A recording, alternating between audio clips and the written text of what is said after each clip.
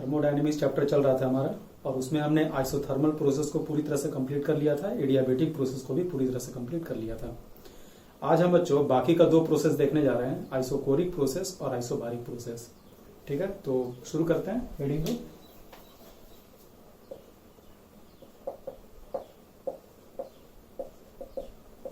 Isochoric process, ठीक है। और इसके पहले जो आइसोथर्मल एडियाबेटिक कराए हैं, रिवर्सिबल, इरिवर्सिबल, वैक्यूम का केस, वो सारा फॉर्मूला आपको याद रहना चाहिए। चारों केस पढ़ने के बाद हम लोग ऐसा सवाल देखेंगे जिसमें चारों का चारों केस मिक्स होगा और वहां पे तुमको फॉर्मूला अच्छे से याद रहना चाहिए, तभी सवाल बनेगा। तो याद करो आइसोकोरिक प्रोसेस में होता क्या था। आइसोकोरिक प्रोसेस में वॉल्यूम कांस्टेंट होता था और अगर वॉल्यूम कांस्टेंट है तो अपना डीवी जीरो होगा। डीडब्ल्यू का डेफिनेशन था minus P external into DV, और अगर डीवी जीरो है तो डीडब्ल्यू जीरो होगा और डीडब्ल्यू जीरो है तो डब्ल्यू भी जीरो होगा। ये सारा पार्ट हम लोग देख चुके थे ऑलरेडी जब हमने वर्क को डिफाइन किया था। तब जब हमने वर्क को डिफाइन किया था तो वहां पे हमने एक केस लिया था कांस्टेंट वॉल्यूम का और वहां पे एक केस हमने देख लिया था, लेकिन केवल वर्क तक ही देखा था। उसके आगे आज हम देख रहे हैं तो डब्ल्यू जीरो हो गया। और बताओ फर्स्ट लॉ ऑफ थर्मोडायनेमिक्स से क्या होगा, डेल्टा यू बराबर क्यू प्लस डब्ल्यू, और इसमें वर्क जो है वो जीरो है। इट मीन्स कि जो हमारा क्यू है वो बराबर हो जाएगा डेल्टा यू के, और डेल्टा यू आइडियल गैस के लिए बराबर होता है एनसीवीएम डेल्टा टी के। ठीक है, तो ये अपना दूसरा फॉर्मूला आ गया। पहला हो गया डब्ल्यू बराबर जीरो, दूसरा हो गया क्यू बराबर डेल्टा यू बराबर NCVM delta T. Q V isochoric है यानी क्यू वी, और क्यू वी आप याद किए थे डेल्टा यू के बराबर होता है। बचा बस दो फॉर्मूला, डेल्टा यू बराबर एनसीवीएम डेल्टा टी और डेल्टा एच बराबर एनसीपीएम डेल्टा टी, बशर्ते कि आइडियल गैस हो। ये तीनों फॉर्मूला, क्यू बराबर डेल्टा यू तो सारे गैस के लिए होगा, लेकिन डेल्टा यू का वैल्यू एनसीपीएम डेल्टा टी के बराबर तभी होगा जब गैस हमारा आइडियल हो,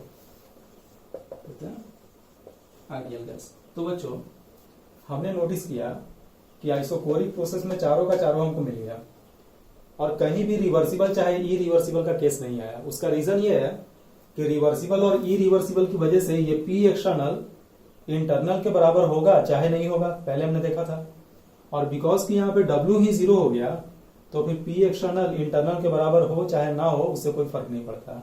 यही रीजन है कि आइसोकोरिक प्रोसेस में रिवर्सिबल हो चाहे इरिवर्सिबल हो, यही चार फॉर्मूला लगना है हर केस में। और ये सबसे छोटा केस हुआ। आइसोथर्मल, एडियाबेटिक, आइसोकोरिक और आइसोबारिक, इन चारों में ये सबसे छोटा केस होता है। ठीक है, तो इसको थोड़ी देर बाद नोट करना। पहले देख लेते हैं आइसोबारिक भी। अगला हेडिंग दो, आइसोबारिक प्रोसेस। आइसोबारिक प्रोसेस, अब आइसोबारिक प्रोसेस में क्या होता है। आइसोबारिक प्रोसेस में प्रेशर होता है कांस्टेंट। अब यहां पे समझने का है, अगर प्रेशर कांस्टेंट है तो देखो या तो प्रोसेस रिवर्सिबल होगा या तो इरिवर्सिबल होगा।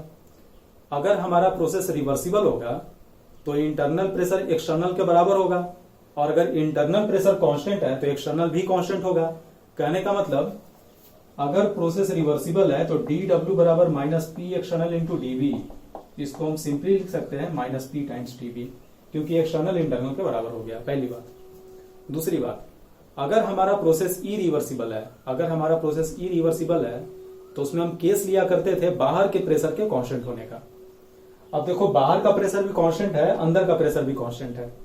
बाहर का प्रेशर भी कांस्टेंट है, अंदर का प्रेशर भी कांस्टेंट है, तो यहां दो कंडीशन अराइज होता है।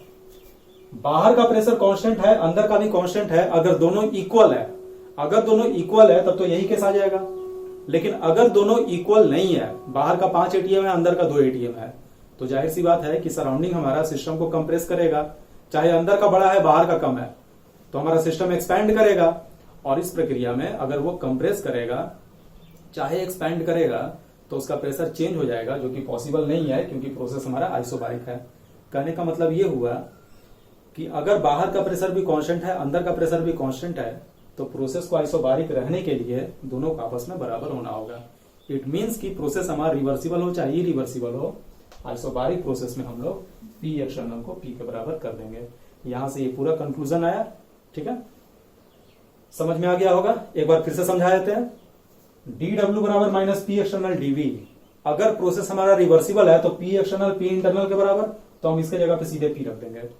अगर प्रोसेस इरिवर्सिबल है तो हम लोग केस लेते थे कि बाहर का प्रेशर कांस्टेंट हो, तो बाहर का प्रेशर कांस्टेंट है, अंदर का भी कांस्टेंट है, तो ये दोनों कांस्टेंट डिफरेंट नहीं हो सकता, क्योंकि अगर ये दोनों डिफरेंट हो गया तो सिस्टम को कंप्रेस करेगा चाहे एक्सपैंड कराएगा, और उस चक्कर में प्रेशर चेंज कर जाएगा अंदर का, और अंदर का प्रेशर चेंज कर जाएगा तो आइसोबारिक नहीं होगा। कहने का मतलब अगर बाहर का प्रेशर कांस्टेंट है तो आइसोबारिक होने के लिए उस प्रेशर को अंदर के प्रेशर के बराबर होना पड़ेगा। यही रीजन है कि हम पी एक्सटर्नल बराबर पी लिख सकते हैं, चाहे वो रिवर्सिबल हो चाहे वो इरिवर्सिबल हो। ठीक है बच्चों, अब देखो तो ये फॉर्मूला आ गया। अब इसको इंटीग्रेट कर दो तो डब्ल्यू बराबर क्या, माइनस पी, क्योंकि प्रेशर कांस्टेंट है तो पी बाहर आ जाएगा, इंटीग्रेशन ऑफ डीवी, तो ये हो जाएगा minus P times delta B. तो डब्ल्यू बराबर आ गया minus P times delta B. अब देखो बच्चों, minus P times delta B, जब हम लोग इंथैल्पी पढ़े थे तो इंथैल्पी में याद करो आया था डेल्टा एच बराबर delta U plus P two V two minus P one V one, और वहां पे भी जब प्रेशर कांस्टेंट हुआ था तो हमने इसे लिख दिया था पी डेल्टा वी, और इसी पी डेल्टा वी को हमने आइडियल गैस के केस में लिखा था एनआर डेल्टा टी, और रिएक्शन के केस में लिखा था डेल्टा एनजीआरटी, वहां पे हमने डिराइव किया था। तो हम इस चीज को दोबारा डिराइव करने नहीं जा रहे हैं, हम यहां पे इस चीज को डायरेक्ट लिखेंगे। डब्ल्यू बराबर आ गया माइनस पी डेल्टा वी। तो हम लोग अगर आइडियल गैस की बात करें, अगर हमारा गैस आइडियल है तो हम माइनस पी डेल्टा वी को लिख सकते हैं माइनस एनआर डेल्टा टी, लेकिन ये कब, only for an ideal gas. Ideal gas रहेगा तभी ऐसा होगा, अदरवाइज ऐसा होने वाला नहीं है। और अगर केमिकल रिएक्शन है तो हम माइनस पी डेल्टा वी को लिख सकते हैं माइनस डेल्टा एनजीआरटी, ये हो जाएगा केमिकल रिएक्शन के केस में माइनस डेल्टा एनजीआरटी। ठीक है, इसका प्रूफ जो है वो इंथैल्पी वाले लेक्चर में करा दिए हैं, है ना। अगर याद नहीं आ रहा तो इंथैल्पी का जो लेक्चर है उसको जाकर रिवाइज कर लोगे, चाहे कॉपी रिवाइज कर लोगे, कॉपी में भी होगा। तो बच्चों यहाँ डब्ल्यू का 3 फॉर्मूला आया, minus P delta we general formula जो कि हर बार लग जाएगा, हर गैस के लग जाएगा, बस आइसोबारिक होना चाहिए। Minus NR delta T ideal gas में ही लगेगा केवल आइसोबारिक के केस में, और माइनस डेल्टा एनजीआरटी ये बस केमिकल रिएक्शन में लगेगा। माइनस डेल्टा एनजी याद था आपको, डेल्टा एनजी याद था, कैसे निकाला जाता है, प्रोडक्ट में गैस का कोफिशिएंट माइनस रिएक्टेंट में गैस का कोफिशिएंट। ठीक है, प्रोडक्ट में जितना गैस है सबका कोफिशिएंट जोड़ दो, माइनस रिएक्टेंट में जितना गैस है उन सभी का कोफिशिएंट जोड़ दो, तो ये रिएक्शन के लिए निकल कर आएगा। अगर रिएक्शन में मोल कुछ और हो और तुमसे किसी और मोल का पूछ रहा हो तो पहले वर्क निकाल लेना, और उसके बाद जिस मोल का पूछ रहा है उस मोल का निकाल लेना। हम इसका न्यूमेरिकल देखेंगे तो और अच्छे से क्लियर हो जाएगा। ठीक है बच्चों, ये हो गया। अब देखो डेल्टा यू बराबर क्या, तो डेल्टा यू तो वही होता था एनसीपीएम डेल्टा टी, चाहे कोई भी प्रोसेस हो, और डेल्टा एच हो गया एनसीपीएम डेल्टा टी, कोई भी प्रोसेस हो, बशर्ते कि गैस हमारा आइडियल हो। ठीक है, तो डब्ल्यू निकल गया, डेल्टा यू निकल गया, डेल्टा एच निकल गया, बचा कौन, तो क्यू, हीट एक्सचेंज। तो आइसोबारिक में क्यू जो होता है वो क्यूपी होता है, और क्यूपी बराबर होता है डेल्टा एच के। ये बात ऑलरेडी हम प्रूव कर चुके हैं वही इंथैल्पी के केस में। वैसे यहां भी हम प्रूव कर देंगे क्योंकि कोई बड़ा प्रूफ नहीं है, यहां पे कर देते हैं। देखो फर्स्ट लॉ ऑफ थर्मोडायनेमिक्स क्या, डेल्टा यू बराबर क्यू प्लस डब्ल्यू, ये हो गया। और आइसोबारिक में डब्ल्यू का वैल्यू आ गया माइनस पी डेल्टा वी, यहां वैल्यू पुट कर दो तो ये हो जाएगा Q minus P delta we, ऐसा हम लिख सकते हैं। अब यहां से अगर क्यू निकालोगे तो क्यू बराबर आ गया delta U plus P delta V, और याद करो इंथैल्पी जो होता था कांस्टेंट प्रेशर के केस में यही होता था, delta U plus P delta V. In general होता था delta U plus P two V two minus P one V one, लेकिन कांस्टेंट प्रेशर के केस में delta U plus P delta V को हम लिख सकते हैं डेल्टा एच। कहने का मतलब हम लास्ट में लिख सकते हैं कि जो हमारा क्यू है वो डेल्टा एच के बराबर है, और डेल्टा एच किसके बराबर है, तो एनसीपीएम डेल्टा टी के बराबर है। ठीक है बच्चों, तो ये 4 फॉर्मूला आ गया, डब्ल्यू का, डेल्टा यू का, डेल्टा एच का और क्यू का। उसी प्रकार से यहां भी आ गया डब्ल्यू का, डेल्टा यू का, सॉरी डब्ल्यू का, क्यू का, डेल्टा यू का और डेल्टा एच का। नोट करो इसको अच्छे से, अभी इसको हम घटाते हैं फिर, नोट करो।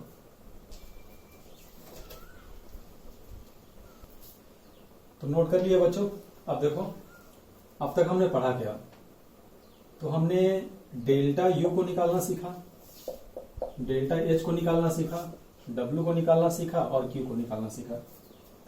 किस किस प्रोसेस में सीखा, सबसे पहले हमने सीखा आइसोथर्मल प्रोसेस में, उसके बाद हमने देखा था एडियाबेटिक प्रोसेस, फिर हमने देखा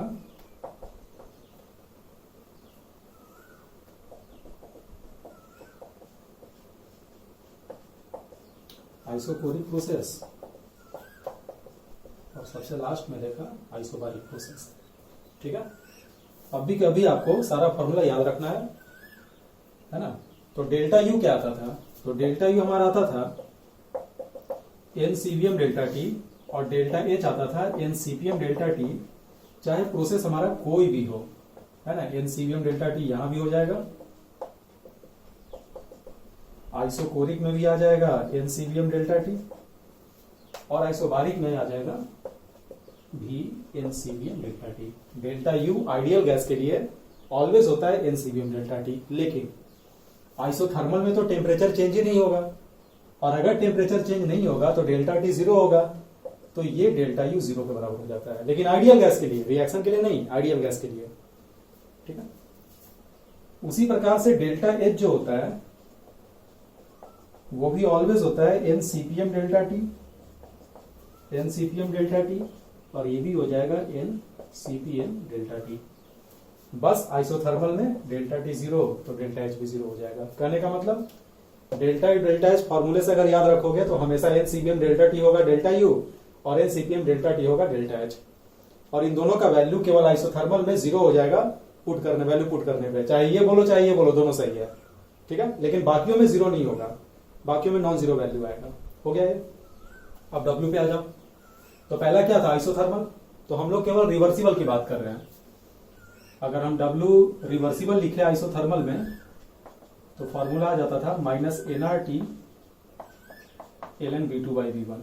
ठीक है, minus NRT L N V two by V one, जहां पे V two by V one को तुम चाहो तो P one by P two लिख सकते हो, और एनआरटी को चाहो तो पी वन वी वन चाहे पी टू वी टू लिख सकते हो। डब्ल्यू ई रिवर्सिबल भी याद है हम लोगों को, लेकिन यहाँ पे लिख नहीं रहे हम लोग, क्योंकि है ना, बस अभी रिवर्सिबल को याद कर रहे हैं। डब्ल्यू ई रिवर्सिबल आया था minus P external into delta V, और minus P external into delta V को हमने लिखा था minus P external into NRT one by P two minus one by P one. ठीक है, अगर तुम कॉपी में ज्यादा जगह छोड़ के लिख रहे हो तो डब्ल्यू ई रिवर्सिबल भी यहाँ पे लिख देना, कोई दिक्कत नहीं है। ठीक है, चाहे लिख ही देते हैं, डब्ल्यू ई रिवर्सिबल बराबर minus P external into NRT one by P two minus one by P one. तो ये एक्सपैंड करके आया था, इनिशियल फॉर्मूला था minus P external into delta V. Adiabatic, तो बच्चों एडियाबेटिक में Q जीरो होता है, और अगर Q जीरो होगा तो W का वैल्यू बराबर हो जाएगा डेल्टा U के।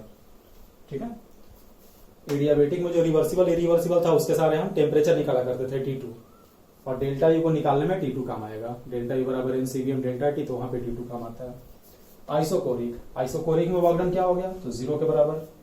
और आइसोबारिक में अभी तुरंत हमने वर्क डन का 3 फॉर्मूला देखा, कौन कौन सा, minus P into delta B, दूसरा हमने देखा minus N R delta T, और केमिकल रिएक्शन के लिए हमने देखा minus delta N G R T.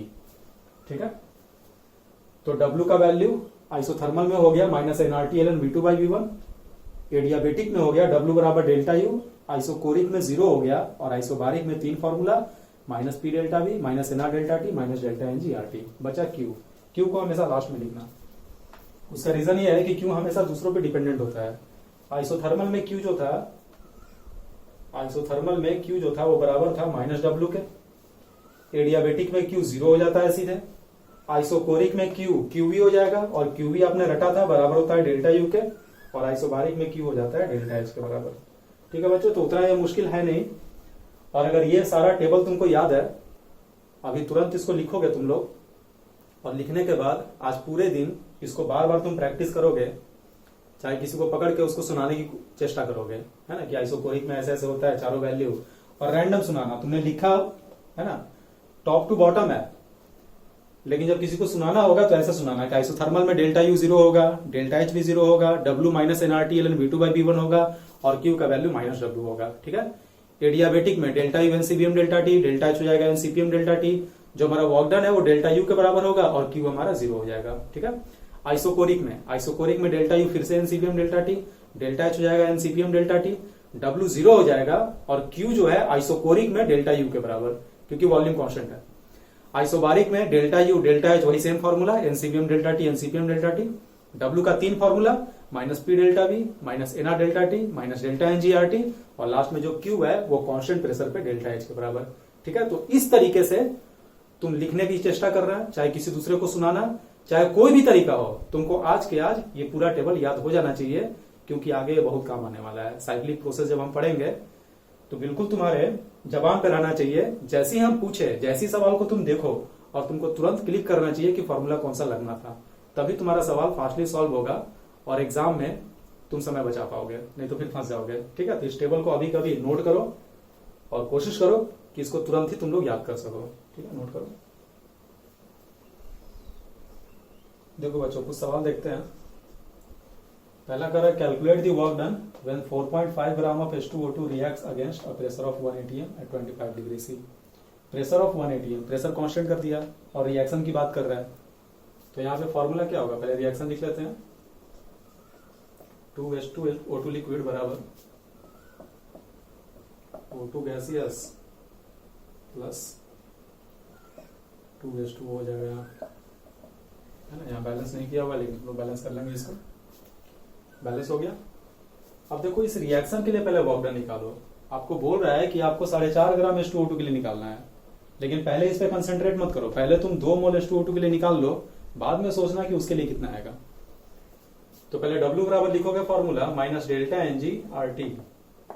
Delta NG कितना है? डेल्टा NG गैस का, तो प्रोडक्ट में ऑक्सीजन है, गैस है, बाकी कोई भी गैस नहीं है, तो 1 में से 0 गया। अगर हम डेल्टा NG निकाले तो 1 में से 0 गया तो रिजल्ट हमारा 1 आ जाएगा। तो यहाँ वैल्यू पुट कर दो 1। बोल रहा है कि जूल में निकालना है, तो R का वैल्यू जूल में कितना होगा? 8.314 और टेम्परेचर आपको दिया हुआ है 25 डिग्री सी, यानी कि 298 केल्विन। तो यहां से जूल में आपका वर्क डन आ गया। ठीक है, लेकिन ये जो वर्क डन आया ये तो 2 मोल के लिए आया और हमें निकालना है 4.5 ग्राम के लिए। 4.5 ग्राम का मतलब ये हुआ कि 4.5/34 मोल के लिए निकालना है। फॉर 4.5 ग्राम, 4.5 का मतलब मास बटा मोलर मास कर दो तो मोल आ जाएगा ऑफ H2O2, है ना। तो सीधे यूनिटरी मेथड से निकाल लो कि 2 मोल के लिए, देखो 2 मोल के लिए वर्क डन ये आया, 2 मोल के लिए वर्क डन ये आया, तो 1 मोल के लिए कितना होगा? इसमें 2 से डिवाइड हो जाएगा, तो इतना मोल के लिए कितना होगा? फिर से मल्टीप्लाई हो जाएगा, तो हमारा आंसर आ जाएगा -1 इंटू 8.314 इंटू 298। ये 2 मोल के लिए, तो 1 मोल के लिए कितना? 2 से डिवाइड कर दो। 2 मोल के लिए इतना, तो 1 मोल के लिए 2 से डिवाइड हो जाएगा, तो निकालना कितने के लिए है? 4.5/34 के लिए। इससे मल्टीप्लाई कर दो 4.5/34। ठीक है, तो ये आपका जूल में आंसर आ गया। अगर ये सवाल एग्जाम में आता है, अगर ये सवाल एग्जाम में आता है तो देखो कैलकुलेशन तुम कैसे फास्ट करोगे। तो यहाँ पे जो W आ रहा है, W इज इक्वल टू कर देना -1 इंटू 8.314 को बताया गया था 25/3 लिख सकते हो, 25/3 अप्रॉक्स में, और 298 को अप्रॉक्स में आप लिख सकते हो 300। ठीक है बच्चों, तो देखो यहाँ से आराम से सॉल्व हो गया, -2500 आ गया, है ना। अब ये -2500 यहाँ पे रखोगे तो बहुत आसानी से फिर कैलकुलेट हो जाएगा। ठीक है, एग्जैक्ट निकालना, अभी तो एग्जैक्ट ही निकालना, एग्जैक्ट निकालने के लिए इसे करना, लेकिन इससे भी करके देखना तुम्हारा आंसर अप्रॉक्स में आ जाएगा। ऑब्जेक्टिव में सवाल रहेगा, ऑप्शन दिया हुआ रहेगा, तो तुम रफली ये देख लोगे कि हमारा ऑप्शन जो है वो किससे मैच कर रहा है। ठीक है, तो ये सब हल्का फुल्का दिमाग लगाते रहना चाहिए। नोट करो इसको।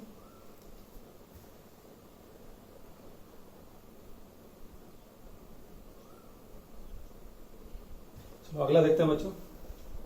नेक्स्ट में कह रहा है कि 2 मोल जिंक है, जिंक उसको डिसॉल्व किया गया HCl में, डिसॉल्व किया गया यानी कि HCl सोल्यूशन होगा तभी डिसॉल्व होगा 25 डिग्री सी पे, रूम टेम्परेचर पे।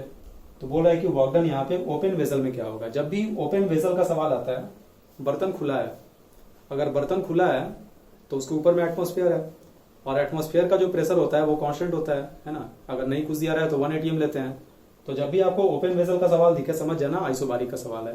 तीनों सवाल हम आइसोबारिक का ही उठाए हैं। आइसोबारिक में यही 3 केस पॉसिबल है।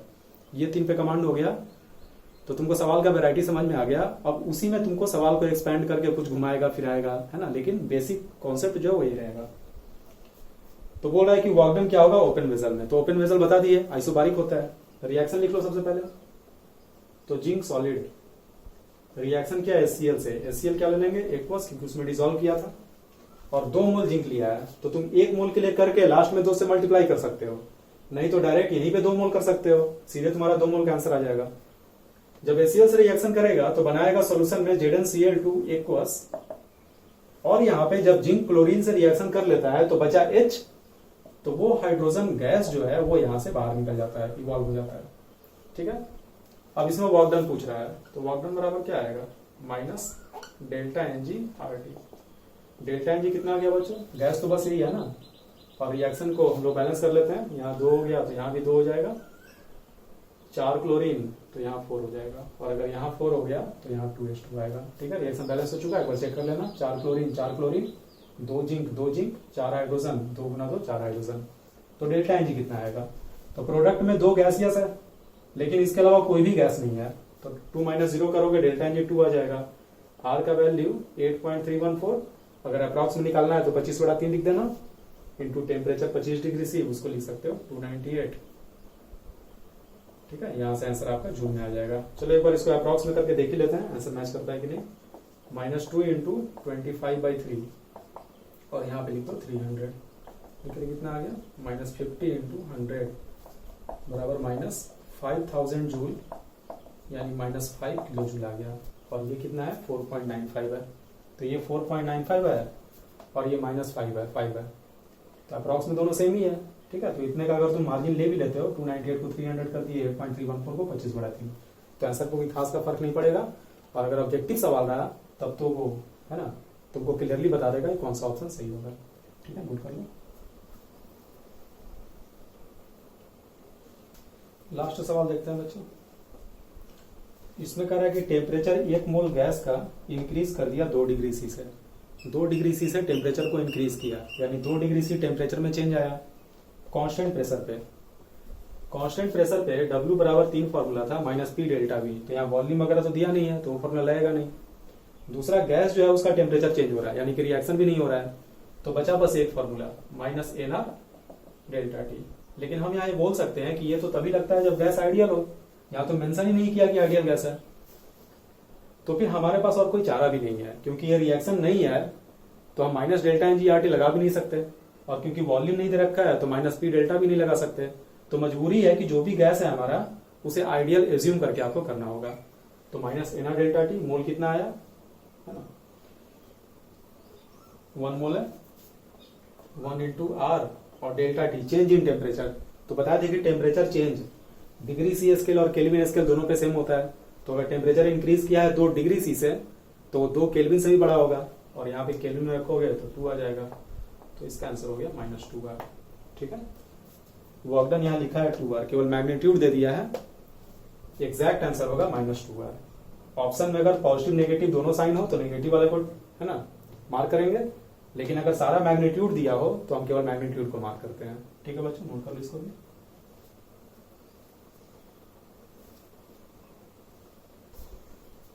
अगला हेडिंग दो बच्चों,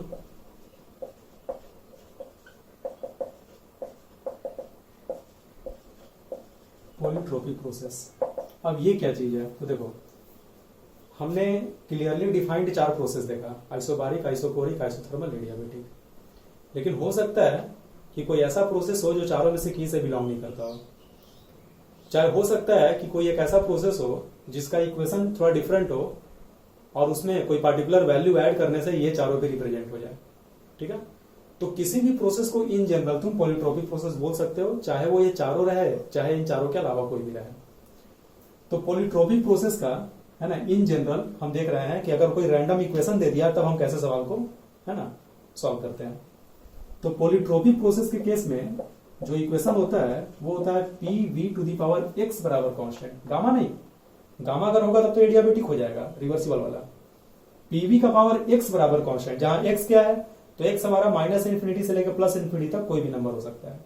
तो एक बात बताओ, PV का पावर गामा तो एडियाबेटिक में था, और मैथमेटिकली हमने प्रूव किया था कि अगर PV का पावर गामा है तो TV का पावर गामा -1 होगा, और PT का पावर गामा बटा 1 - गामा होगा, मैथमेटिकली प्रूव किया था।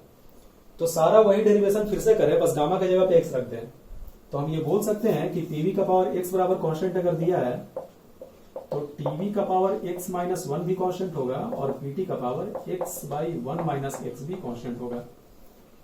सवाल में आपको तीनों में से कोई भी रिलेशन दे सकता है, पी और बी का भी दे सकता है, टी और बी का भी, पी और टी का भी। तो सबसे पहले उस रिलेशन को कंपेयर करोगे और कंपेयर करके एक्स निकाल के लाओगे। ठीक है, सपोज करो तुमने एक्स निकाल लिया।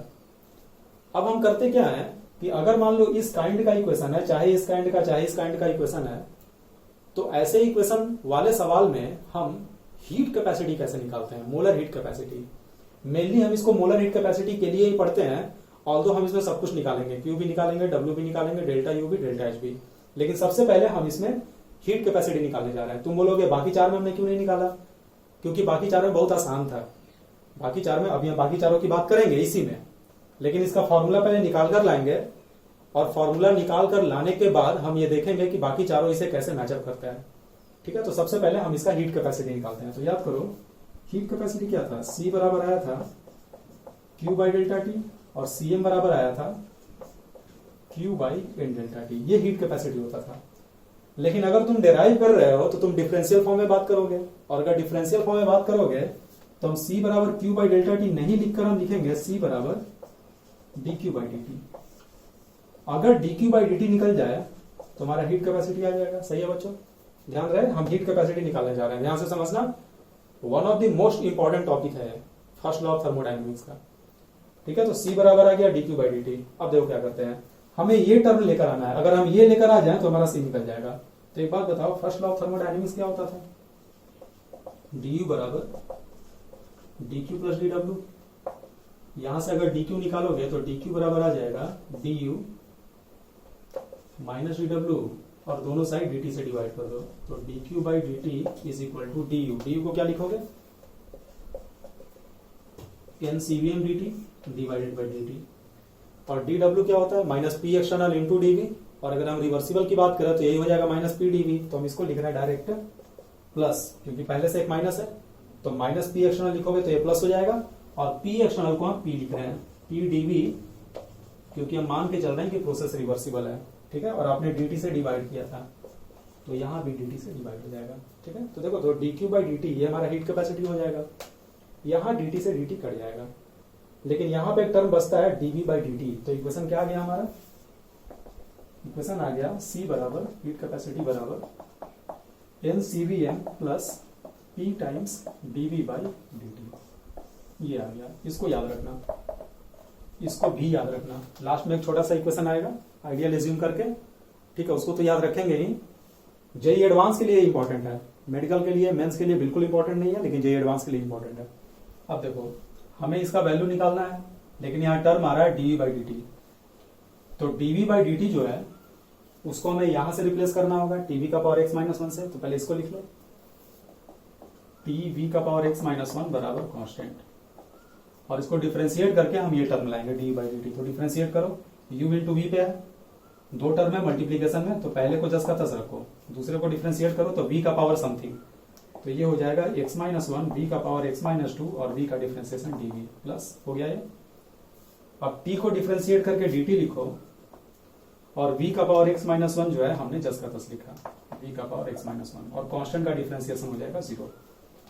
यहां से अगर आप dv बाई dt निकालते हो, dv बाई dt, तो हम इस वाले टर्म को पहले RHS में ले जाएंगे, उसके बाद dt नीचे आ जाएगा। तो हम डायरेक्ट लिख रहे हैं, आप लोग कॉपी में कर लेना, v का power x minus 1 divided by, ये पूरा जाएगा डिवीजन में, तो t into X minus 1, v का पावर x माइनस 2। अगर v का पावर x माइनस 2 ऊपर जाता है तो x माइनस 1 में से माइनस हो जाएगा, और x माइनस 1 में से x माइनस 2 घटेगा तो 1 आ जाएगा। तो ये टर्म आ गया minus v by T times x minus 1। ठीक है, तो ये हमारा dv बाई dt निकल के आ गया बच्चों, minus v by T x minus 1। अब ये वैल्यू आप यहां पे पुट कर दो ना, तो c बराबर क्या हो जाएगा, n CVM माइनस, इसका वैल्यू पुट किया तो माइनस 1 आ गया, p v by T into 1 by X minus 1। अब देखो, तो pv को लिख सकते हो nRT, तो t से t कट जाएगा, तो ये टर्म बच जाएगा NCVM माइनस NR, t तो कट गया, डिवाइडेड बाई x माइनस 1।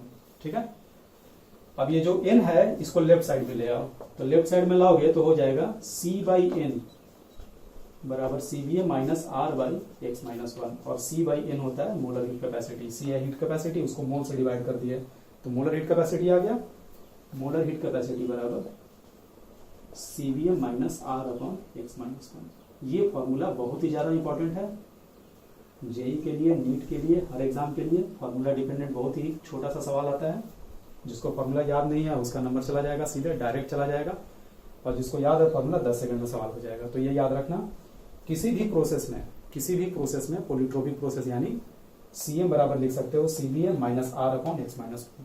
तो तुम बोलोगे आप किसी प्रोसेस बोल रहे हैं, पीछे जो 4 पढ़ाए थे उसमें तो नहीं लगेगा, तो बिल्कुल लगेगा।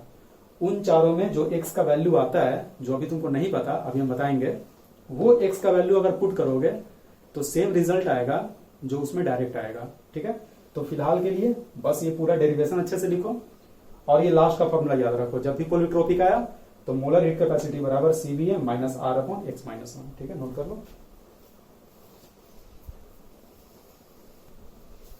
देखो बच्चों, तो Cm बराबर क्या आया, Cm बराबर आ गया CVm minus R upon x minus 1 molar heat capacity. अब देखिए ये जो अपना इक्वेशन आया है,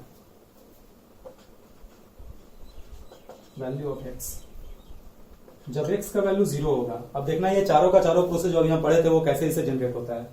जब x का वैल्यू 0 होगा, ठीक है, ये काम कर रहे हैं और इसको लेफ्ट साइड से लिखते हैं, मोलर हीट कैपेसिटी यहाँ पे लिख रहा है Cm बराबर CVm minus R upon x minus. ठीक है, देखो वैल्यू ऑफ x, जब x का वैल्यू 0 होगा तो अपना इक्वेशन क्या बन जाएगा, x का वैल्यू 0 रखोगे तो v का पावर 0 1, यानी p बराबर कांस्टेंट आ गया। देखिए x का वैल्यू 0 रखते ही आइसोबारिक प्रोसेस आ गया, p बराबर कांस्टेंट। ये कौन सा प्रोसेस होता है, तो आइसोबारिक होता है। और आइसोबारिक प्रोसेस में अगर हीट कैपेसिटी लिखोगे c, तो c बराबर क्या आता है, q अपॉन डेल्टा टी। तो आइसोबारिक में q हमारा qp हो जाएगा, और याद करो qp बाई डेल्टा टी को हम लिखा करते थे cp। अगर हम मोलर हीट कैपेसिटी की बात करें तो cpm आ जाएगा। तो एक काम करो, तो जरा यहां से निकालने की चेष्टा करो तो सेम चीज आता है कि नहीं आता है। तो यहां से अगर निकालोगे cm बराबर cvm लिख दिया हमने, और x का वैल्यू पुट करना है 0, तो x का वैल्यू अगर 0 पुट करोगे तो r बाई माइनस 1, ये प्लस 1 हो जाएगा, तो cvm प्लस r। और याद करो cvm प्लस r क्या हो जाता है, cpm हो जाता है। ठीक है, हमने डायरेक्ट भी निकाला तो cpm ही आया। तो तुम नोटिस कर रहे हो कि ये फॉर्मूला हमारा जो है, ये आइसोबारिक प्रोसेस में भी लगाने पे सेम रिजल्ट आता है जो कि डायरेक्ट हमारा आता था, यानी कि फॉर्मूला वेरीफाई हो रहा है आइसोबारिक के लिए, वेरीफाई होगा ही, हम लोग ड्राइव करके लाए हैं। तो बस ऐसी करने की बात है। x बराबर 0, अब x का वैल्यू 1 पुट करके देखो तो x बराबर 1, अगर 1 पुट करोगे तो इक्वेशन क्या आएगा, pv बराबर कांस्टेंट। pv बराबर कांस्टेंट यानी pv बराबर nRT बराबर कांस्टेंट, और nRT बराबर कांस्टेंट यानी टेम्परेचर कांस्टेंट। तो टेम्परेचर कांस्टेंट का मतलब ये हुआ कि हमारा प्रोसेस हो जाएगा आइसोथर्मल। याद करो pv बराबर कांस्टेंट आइसोथर्मल में होता था, और अगर ये आइसोथर्मल है तो आइसोथर्मल में टेम्परेचर चेंज नहीं होता। टेम्परेचर चेंज नहीं होगा तो ये डेल्टा टी हमारा 0 हो जाएगा, और डेल्टा टी 0 होगा तो c जो है वो इंफिनिटी टेंड कर जाएगा। तो डायरेक्ट हम लिख रहे हैं यहाँ पे इंफिनिटी, ये भी हो जाएगा इंफिनिटी। जरा वेरीफाई करो फॉर्मूले से, x का वैल्यू कितना है 1, x का वैल्यू यहाँ पे 1 पुट करो, 1 माइनस 1 0, डिनोमीटर में 0 यानी इनफाइनाइट हो जाएगा। तो इनफाइनाइट आ भी रहा है ना, तो यहाँ भी प्रूफ हो गया। x बराबर अगर हम गामा पुट करें तो हमारा इक्वेशन आएगा pv का पावर गामा बराबर कांस्टेंट, और pv का पावर गामा किस में होता है, एडियाबेटिक में, यानी प्रोसेस हो गया एडियाबेटिक। एडियाबेटिक में Q 0 होता है, तो Q का वैल्यू 0 करोगे तो हीट कैपेसिटी 0 आएगा, और ये भी हमारा 0 आएगा। जरा फॉर्मूले से वेरीफाई करो सेम चीज आता है कि नहीं आता है। तो x का वैल्यू गामा पुट करना है, यहाँ गामा पुट करो तो r बटा गामा माइनस 1, r बटा गामा माइनस 1 CVm होता है, और CVm माइनस CVm 0 यहां से भी आ रहा है। तो वास्तव में एडियाबेटिक के सहारे ही हम इस फॉर्मूले को रटते हैं। एडियाबेटिक में तुमको 0 लाना है, तो 0 कब आएगा, जब CVm में से CVm को घटाओगे, और ये CVm तब होगा जब ये r बटा गामा माइनस 1 हो, और तुमने x के जगह पे गामा रखा था, तो फॉर्मूला जनरेट करने के लिए गामा की जगह पे x रख दो। ठीक है, आई गेस कि तुमको समझ में आ गया होगा। नहीं समझ में आया होगा तो फॉर्मूला डायरेक्ट रट लेना, हम रटने का तरीका बता रहे हैं, जिसको समझना कोई जरूरी नहीं है। अगर डायरेक्ट रट लेते हो तो तुम्हारा काम ऐसे भी हो जाएगा। ठीक है, जिनको आइडिया लग गया यहाँ से कि ये 0 तभी होगा जब ये दोनों टर्म सेम हो एडियाबेटिक में, और सेम होने के लिए एडियाबेटिक में r बटा गामा माइनस 1 यहाँ होना चाहिए। तो यहाँ से फॉर्मूला याद होगा एडियाबेटिक में सीबीएम माइनस सीबीएम यानी सीबीएम माइनस आर बटा गामा माइनस वन, तो फॉर्मूला क्या होगा, गामा की जगह एक्स होगा, यानी सीबीएम माइनस आर बटा एक्स माइनस वन। अब डेफिनेटली समझ में आ गया होगा। अगला देखो, अगर एक्स हमारा इनफाइनाइट टेंड कर जाए, ये थोड़ा सा ट्रिकी है। अगर एक्स हमारा इनफाइनाइट ट्रीट कर जाए तो बी का पावर इनफाइनाइट, इनफाइनाइट बराबर कांस्टेंट, तो यहां से तो कुछ मतलब नहीं निकलता। तो हम करेंगे क्या कि अगर एक्स तुम्हारा इनफाइनाइट टेंड कर रहा है, यहां साइड में लिखते हैं, अगर एक्स हमारा इनफाइनाइट टेंड कर रहा है और इक्वेशन है पीवी का पावर एक्स बराबर कांस्टेंट, एक काम करो, दोनों साइड पावर में एक्स से डिवाइड कर दो। दोनों साइड पावर में एक्स से डिवाइड करोगे तो पी का पावर 1/x इंटू वी और के का पावर 1/x जो है एक नया कांस्टेंट के डैश आ जाएगा। तो हमारा इक्वेशन हो गया पी का power 1/x into V is equal to K dash. और इसमें अगर तुम x को इन्फिनिटी टेंड कराते हो तो देखो क्या आया, x अगर इनफाइनाइट होगा तो 1/इनफाइनाइट 0 और p का पावर 0 हो जाएगा 1, तो बचा क्या, v बराबर कांस्टेंट बच गया। कहने का मतलब इसको अलग से बॉक्स में डाल देना, है ना। ये किस में हो रहा था, लास्ट वाले केस में हो रहा था, ठीक है, लिखने की जरूरत नहीं है। कॉपी में तुम लोग इसी के सामने एरो देकर लिख देना। कहने का मतलब जब x इनफाइनाइट टेंड किया, x अगर इनफाइनाइट टेंड किया तो लास्ट इक्वेशन आ गया v बराबर कांस्टेंट। तो हम यहाँ पे लिख रहे हैं v बराबर कांस्टेंट, और v बराबर कांस्टेंट जो होता है वो आइसोकोरिक प्रोसेस होता है। आइसोकोरिक का मतलब ये QV हो गया, और अगर ये QV होगा तो ये CV होगा और ये हमारा CVM होगा। चेक करके देख लो, x की जगह पे अगर इनफाइनाइट रखोगे तो समथिंग बाय इनफाइनाइट 0 हो जाएगा, यानी c बराबर CVM, यहाँ भी है CVM। ठीक है बच्चों, तो ये हो गया पॉलीट्रोपिक प्रोसेस का जनरल इक्वेशन। अभी क्या क्या पढ़ाया समझा देते हैं। ये हो गया पॉलीट्रोपिक का जनरल इक्वेशन। अगर ये पॉलीट्रोपिक का जनरल इक्वेशन है, ठीक है, तो चारों प्रोसेस को रिप्रेजेंट करना चाहिए। तो हमने देख लिया कि जो चारों प्रोसेस हम पढ़े थे, आइसोबारिक, आइसोथर्मल, एडियाबेटिक, आइसोकोरिक, उसको बिल्कुल रिप्रेजेंट करता है। कब, जब x बराबर 0 हो, x बराबर 1 हो, x बराबर गामा हो, x इंफिनिटी हो। लेकिन कोई जरूरी नहीं है कि x यही होगा। अगर x का वैल्यू कुछ और आ गया तो वो इन चारों में से कोई भी नहीं होगा, लेकिन हाँ उसको हम पॉलीट्रोपिक बोल सकते हैं। और उसका हीट कैपेसिटी अगर पूछेगा तो हम लोग ये फॉर्मूला इस्तेमाल करेंगे, बहुत ही ज्यादा इंपॉर्टेंट फॉर्मूला है ये। ठीक है, अभी इस पर और बातें करनी है हमें, पहले इसको नोट कर लो। ठीक है बच्चों, बढ़ते हैं आगे। तो देखो पॉलीट्रोपिक प्रोसेस पढ़ रहे थे हम लोग, ये 3 इक्वेशन आ चुका था। पीवी का पावर एक्स बराबर कांस्टेंट, ये जनरल इक्वेशन होता है, और वहां से ये 2 निकल गया। ठीक है, और अभी तुरंत हमने देखा कि मोलर हीट कैपेसिटी आया था Cm बराबर CVM minus R upon x minus 1। सही है यहाँ तक। अगर तुम्हें डेल्टा U निकालना हो तो डेल्टा U वही हो जाएगा NCVM delta T, ideal gas के लिए चाहे कोई भी प्रोसेस हो, और डेल्टा H हो जाएगा NCPM डेल्टा T। अगर आपको वर्क डन निकालना हो तो dW होता था माइनस P dV, उसका इंटीग्रेशन। तो माइनस P dV का इंटीग्रेशन अगर यहां भी करोगे इस तरह से, तो P का वैल्यू तुमको पुट करना होगा, कांस्टेंट को मान लो K ले लिए, K dV बाई V का पावर x। और यहां से जब सॉल्व करोगे और सॉल्व करके जब फिर से ये वैल्यू पुट करोगे तो लास्ट में आपका इक्वेशन आ जाएगा वो जो तुम्हारा एक तरह से पहले से देखा हुआ है। ये होमवर्क हो गया, इस चीज को तुम लोग खुद से करना, जो हम ला रहे हैं इक्वेशन उसको तुम लोग डिराइव करके लाना। तो देखो एडियाबेटिक में पीवी का पावर गामा था, और एडियाबेटिक में पीवी का पावर गामा था, तो याद करो वहां वर्कडन का एक इक्वेशन आया था P2 V2 minus P1 V1 divided by gamma minus 1। अगर याद नहीं है तो पीछे पन्ना पलट के देखोगे, P2 V2 minus P1 V1 by gamma minus 1। लेकिन यहाँ गामा तो है नहीं, यहाँ तो x है, तो हम क्या लिखेंगे इसको, हम सिंपली इसको लिख देंगे x माइनस 1। ये W का हमारा इक्वेशन हो जाएगा। ठीक है, चाहे इसी को और क्या लिख सकते हो, P2 V2 हो जाएगा nRT2, P1 V1 हो जाएगा nRT1। तो हम इसे लिख सकते हैं nRT2 minus T1 divided by x minus 1, चाहे nR delta T divided by x minus 1। ये तीनों इक्वेशन लिख सकते हैं। तो ये W आ गया, बचा Q। तो Q बराबर क्या होगा, तो Q निकालने का सबसे बढ़िया तरीका तो ये C डेल्टा T, और C डेल्टा को T को CM के टर्म में लिखोगे तो आ जाएगा NCM डेल्टा T, और हमने मोलर हेड कैपेसिटी तो इसका निकाल ही लिया था। दूसरा तरीका कि डेल्टा U निकल गया, W निकल गया, तो तुम Q बराबर लिख सकते हो डेल्टा U माइनस W। अब डिपेंड करेगा इस बात पे कि कौन सा आपको डेटा दिया हुआ है। हो सकता है कि Q इससे निकल जाए क्योंकि ये दोनों निकल गया, और हो सकता है कि Q तुमको निकालना पड़े और Q निकाल के इन दोनों में से कोई तुमसे पूछे। ठीक है बच्चों, तो ये चारों इस तरीके से पॉलीट्रोपिक प्रोसेस में निकल जाएगा। प्रैक्टिस कर लेना खुद से भी। और एक और 2 फॉर्मूला और याद रखना अच्छे से। देखो इक्वेशन क्या है, पीवी का पावर एक्स बराबर कांस्टेंट, एडियाबेटिक में स्लोप जब तुम निकालते थे डीपी बाई डीबी तो आया था डीपी बाई टीबी बराबर minus gamma times P by B, और सेम यही इक्वेशन था, बस एक्स की जगह गामा था। तो अगर गामा की जगह एक्स रख दें तो डिफरेंशिएट करने पे इक्वेशन भी यही आएगा, बस यहाँ पे एक्स हो जाएगा। तो ये बहुत इंपॉर्टेंट है, याद रखना। और अभी इसके पहले जो लिखे थे उसके हिसाब से डीबी बाई डी टी भी हम लोग निकाले थे, तो वो आ गया था minus B by X minus one into T, ये भी याद रखना है ना। तो जितना तुमको बोर्ड पे दिख रहा है फाइनल इक्वेशन वो सारा आप याद रखना, ठीक है। ये दोनों कब काम आएगा? जब तुमको सवाल में ग्राफ दे देगा, और ग्राफ दे देगा और एक्स का वैल्यू तुमको स्लोप से निकालना जब होगा, तो तुम स्लोप निकाल के इस एक्सप्रेशन के बराबर कर देना। एक्सप्रेशन के बराबर जब करोगे तो वहां से एक्स निकल जाएगा, और एक बार एक्स निकल गया तो सीएम निकल जाएगा, सीएम निकल गया तो क्यू निकल जाएगा, क्यू निकल गया तो डेल्टा यू डब्ल्यू, दोनों में से कोई भी निकल जाएगा अगर पूछेगा तो।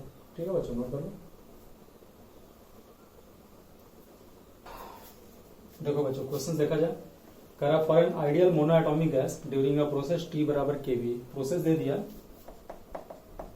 टी बराबर केवी, और कह रहा है कि मोलर हीट कैपेसिटी बताइए, लेकिन साथ में लिखा है कि assuming vibrational degree of freedom to be active. तो देखो वाइब्रेशनल डिग्री ऑफ फ्रीडम पढ़ना तो नहीं है सिलेबस में, लेकिन इसमें दिया हुआ है।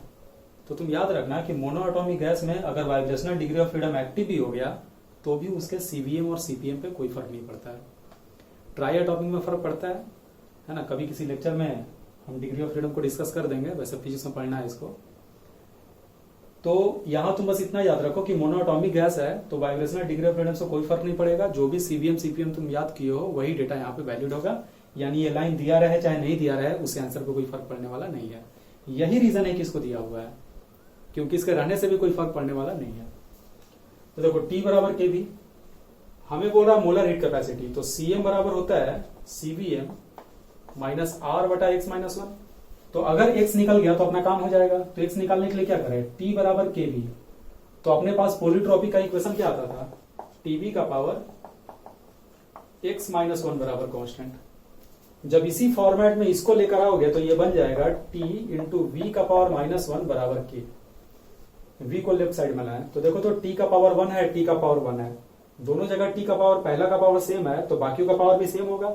तो दोनों को कंपेयर जब करोगे तो कंपेयर करते ही आ जाएगा v का पावर x माइनस वन बराबर हो जाएगा इस माइनस वन के, यानी x का वैल्यू आ गया जीरो।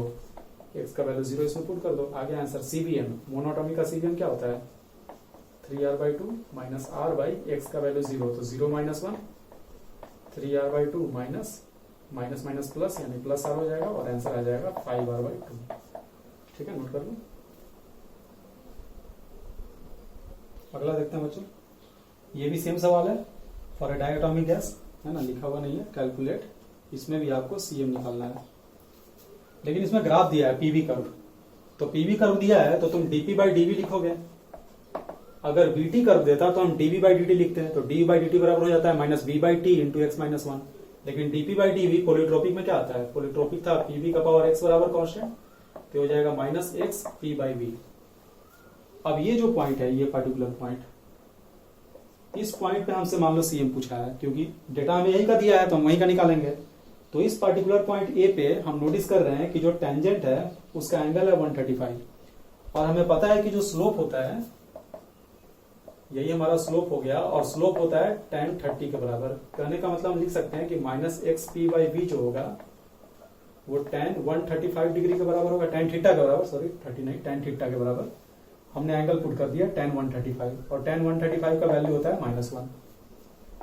ठीक है, तो माइनस से माइनस कट गया, x इंटू प्रेशर कितना दिया हुआ है? 2 atm, वॉल्यूम दिया हुआ है 4 लीटर, इज इक्वल टू, तुमको यूनिट चेंज करने की कोई जरूरत नहीं है, क्योंकि जो एंगल दिया हुआ है वो उसी यूनिट के हिसाब से दिया हुआ है। वैसे भी x का कोई यूनिट नहीं होता है, x सिंपली एक्सपोनेंट है।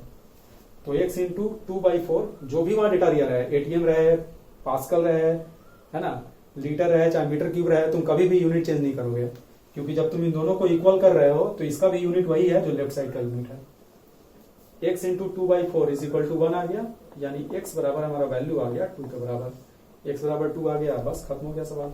cm बराबर cvm minus r upon x minus one. cvm कितना? डायटोमिक गैस है तो cvm हो गया 5r/2, r बाई x का वैल्यू कितना आया? 2 माइनस वन, यहाँ से सॉल्व करोगे तो आ जाएगा 5r/2 माइनस r यानी आंसर हो गया 3/2। ठीक है बच्चों, खुद से भी कर लेना, बहुत आसान सवाल है और खूब पूछता है इससे, क्योंकि आसान होता है इसलिए पूछता है, नोट कर लो। तो बच्चों आज की क्लास हमारी यहीं पे खत्म होती है। अगले क्लास में हम लोग साइक्लिक प्रोसेस देखेंगे। ठीक है, तो मिलते हैं अगले क्लास में।